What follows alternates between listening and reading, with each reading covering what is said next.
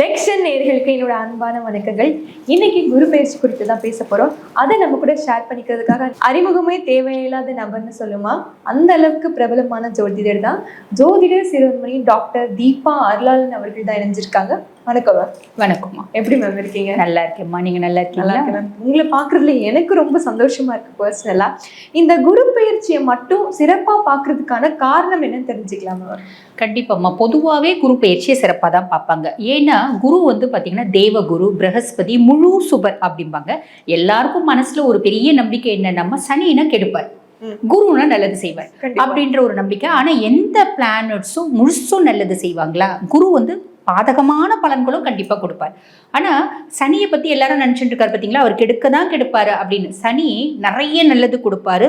சனி ஒருத்தவங்களுக்கு நல்லா இருக்கு, அந்த தசையில சொத்து வாங்குறாங்க அப்படின்னா அவங்க அனுபவிச்சு, அவங்க பிள்ளைங்க அனுபவிச்சு, அவங்களோட பேரங்களும் அனுபவிக்கிற அந்த மாதிரி சிரமமான சொத்துக்கள் சனி கொடுப்பார். அப்ப மக்களுக்கு பொதுவா இருக்க கருத்து அது அப்படின்லாம். சனியை பத்தின பயம், சனி நீதிமான் அதனால பயம். குருவை பத்தின ஒரு ஹாப்பினஸ் என்ன அப்படின்னா அவர் தேவகுரு அப்படின்றதுனால படிப்பினைகளை மட்டும்தான் கொடுப்பாரு அப்படின்ற நம்பிக்கை. உண்மையாவே இந்த வருஷம் குரு பயிற்சி விசேஷமானது தான்மா. புரியுதுங்களா? ஏன் அப்படின்ற ஒரு எண்ணம் தோணும் இல்லைங்களா உங்களுக்கு? இது ஆக்சுவலி என்னன்னா 12 வருடத்துக்கு ஒரு முறை தான் குரு பகவான் உச்சம் பெற்று அமருவாரு கடகத்துல.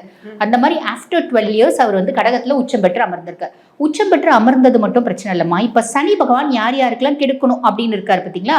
முக்கியமா மேஷம்க்கு வந்து பாத்தீங்கன்னா இவர் 7 நாட்டு சனியா இருக்காரு, சிம்மத்துக்கு அஷ்டம சனியா இருக்காரு, கன்னிக்கு கண்டக சனியாகவும், தனுசுக்கு அர்த்தாஷ்டம சனியாகவும், கும்பத்துக்கு பாத சனியாகவும், மீனத்துக்கு ஜென்ம சனியாகவும் இருக்காரு. இந்த 6 ராசிகளை அவர் பயிற்சியானதுல இருந்து இதுக்குள்ள பெரிய லெவல்ல ஃப்ரை பண்ணி எடுத்துட்டாரு அப்படின்னு சொல்லலாம். இப்ப இந்த 6 ராசிகளுக்கும் அவருக்கு கொடுக்கக்கூடிய கெடுபலன்கள் அப்படின்றது சாலிடா ஒரு வருஷத்துக்கு கிடையாதுமா.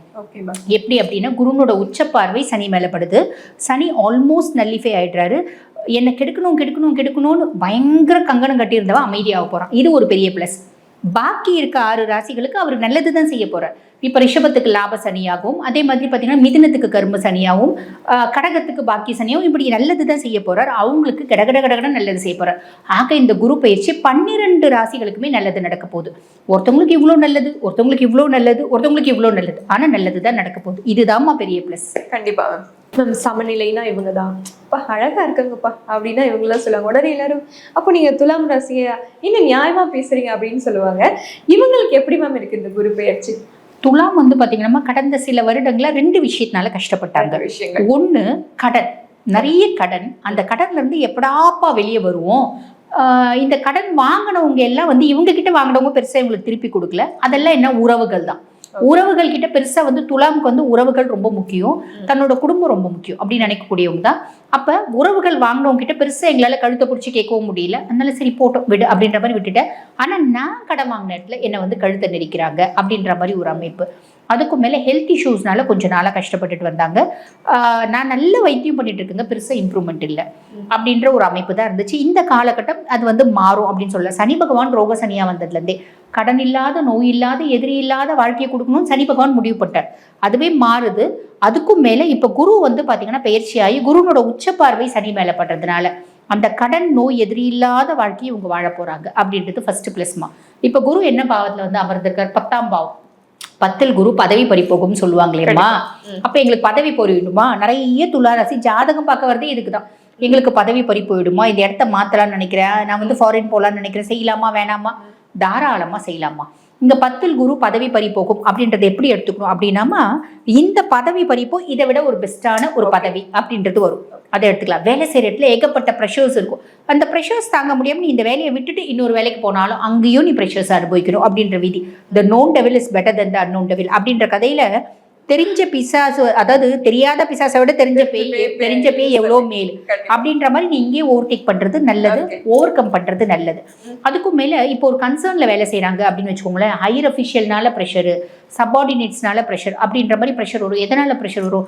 ரொம்ப சிம்பிள். நீ இருக்கிற பொசிஷன்லேருந்து ஒரு பொசிஷன் ஹையர் கிரேட் நீ போவ, ஒரு இன்க்ரிமெண்ட், ப்ரொமோஷன் அப்படின்றது வரும். அதே மாதிரி ஒரு ப்ரொமோஷன் வருது, நீ ஒரு மேனேஜர் கீழே இருந்து மேனேஜர் ஆகுறன்னு வச்சுக்கோமா, உனக்கு பொறுப்பு அதிகரிக்கும். அதே மாதிரி ஒரு 10,000 ரூபாய் 5,000 ரூபாவது சம்பளம் அதிகரிக்காதா? அப்போ பொறுப்பும் அதிகரிக்கும், சம்பளமும் அதிகரிக்கும் போது ப்ரெஷர்ஸும் இருக்கதானே செய்யும். பிளான் பண்ணி செய்யணும். துலாமுக்கு பர்ஃபெக்டா பிளான் பண்ணுவாங்க. பர்ஃபெக்ஷனிஸ்ட்ன்ற வார்த்தையே துலாமுக்கு தான், வேற யாருக்கும் சொல்ல முடியாது. அப்படிப்பட்ட பர்ஃபெக்ஷனிஸ்ட் நீங்கள் கொஞ்சம் பிளான் பண்ணீங்க அப்படின்னா எல்லாரை விட சூப்பராக பிளான் பண்ணுவீங்க. பிளான் பண்ணி செய்றீங்க அப்படின்னா ரொம்ப நல்லது. இப்போ சுயதொழில் வச்சு நடத்துகிறாங்க அப்படின்னு வச்சுக்கோங்கம்மா, அவங்களுக்கு நிறைய கிளையன்ட்ஸ் வருவாங்க, நிறைய ஆர்டர்ஸ் வரும், அதை முடிச்சு கொடுக்க முடியாது, ஏன்னா மேன் பவர் பிரச்சனை பண்ணும். அப்போ நீ டெம்பரரி மேன் பவர்ஸை வச்சுக்கினா அந்த வேலை செய்கிற இடத்துல இருக்க ப்ரெஷர்ஸை ஓவர் கம் பண்ணிட முடியும் அப்படின்ற ஒரு விஷயம் இருக்கு. அதுக்கும் மேலே குருனோட பார்வை, இப்போ பதவி பறி போகும்னா குரு 2ஆம் பாவத்தை பார்க்குறாரு. குடும்பத்துல நிம்மதி, சந்தோஷம், மகிழ்ச்சி, குதூகலம், தனப்பிராப்தி வரணும்னு இருக்கு. எப்படி பக்கத்து வீட்டுல இருந்து திடீர்னு வந்துட முடியும்? இல்ல. அப்ப குருனோட பார்வை அந்த பாவத்துல இருக்கிறதுனால கண்டிப்பா இப்படிதான் நீ எடுத்துக்கணும். சுகஸ்தானத்தை குரு பாக்குற டிஃபால்ட்டா துலாம் வீடு கட்டும். வீடு கட்டுற யோகம் உண்டு. அதே மாதிரி 6ஆம் பாவத்தை குரு பாக்குறாரு. கடன் இல்லாத, நோய் இல்லாத, எதிரி இல்லாத வாழ்க்கையை கொடுக்கணும்னு குருவும் முடிவு பண்ணிட்டார். அப்ப நீ உன்னை வேலையை விட்டு தூக்கிடுவாங்க. நீ வேலை இல்லாம, நிறைய துளாராசி என்பர்கள் நினைக்கிற மாதிரி நீ வேலை இல்லாம உட்காரணும்னா இதெல்லாம் எப்படி குரு கொடுப்பாரு? குருவால கொடுக்க முடியாது இல்லையா? சோ இப்படிதான் நம்ம எடுத்துக்கணும். நம்ம நெகட்டிவா எடுத்துக்கூடாது. கண்டிப்பா மேம். இவங்க ஒரு சில விஷயங்கள்ல கவனமா இருக்கணும்னா என்ன மேம் சொல்லுவீங்க? 5ல் பாத்தீங்கன்னா ராகு இருக்கா. நிறைய துளாராசி அன்பர்கள் குடும்பத்தோட கொஞ்சம் பாண்டா இருப்பாங்க. முக்கியமா குழந்தைங்க கிட்ட ரொம்ப அட்டாச்சா இருப்பாங்க. குழந்தைங்க என் பேச்சு பெருசா கேட்க மாட்டேன்றாங்களே அப்படின்ற எண்ணம் வரும். நான் வடக்க போனேன், என் குழந்தை தெற்க போகும். நான் தெற்க போனேன், என் குழந்தை பாத்தீங்கன்னா மேற்கே போகும். இப்படிதான் குழந்தைங்களோட குணாதிசயம் இருக்கும். ஐயோ, என் குழந்தை இப்ப நான் மாறிடணும், என் குழந்தை கூட ரொம்ப அட்டாச்சா. இந்த அப்பாங்களை விட்டுருமா, இந்த அம்மாக்களுக்கு வேற வேலையே இல்லை. என் பிள்ளை என் பேச்சை கேட்கணும், என் கண்ட்ரோல்லே இருக்கணும், என் முந்தானிலேயே இருக்கணும்னு நினைப்பாங்க. அப்படிலாம் எதிர்பார்க்க கூடாது. நம்மள மாத்திக்கணும் அப்படின்றது ஒண்ணு ஞாபகம் வச்சுக்கணும். அதே மாதிரி பூர்வீக ப்ராப்பர்ட்டியை வித்து குழந்தைங்களை வெளிநாடு படிக்க அனுப்பு பிராப்தம் உண்டுமா. Okay ma'am. இவங்க போக வேண்டிய கோயில்கள் ஏதாவது இருக்கா மேம்? பொதுவாக பாத்தீங்கன்னா துளாராசி அன்பர்கள் இன் ஜென்ரல் பாத்தீங்கன்னா யாரை வழிபாடு பண்ணணும் அப்படின்னா மகாலட்சுமி தாயாரை வழிபாடு பண்ணணும். ஏன்னா ராசியாதிபதி சுக்கிரன் இல்லையா? மகாலட்சுமி தாயாரை வழிபாடு பண்ணும்போது சந்தோஷம், நிம்மதி, காசு, பண வசதி எல்லாமே வந்துடும்.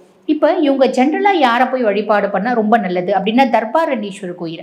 என்னங்க மேடம், சனி கோயில் அதே கோயிலாச்சே அது அப்படின்னா, சனி ரோக சனியா இருக்கான். ரோக சனி கடன், நோய், எதிரிலிருந்து நம்மளை வெளியே கொண்டு வர போறோம். அவன் இன்னும் ஸ்திரமா செய்யணும் அப்படின்னா தர்பாரண்யேஸ்வரர் கோயிலை போயிட்டு நம்ம வழிபாடு பண்ணிட்டு வரணும்.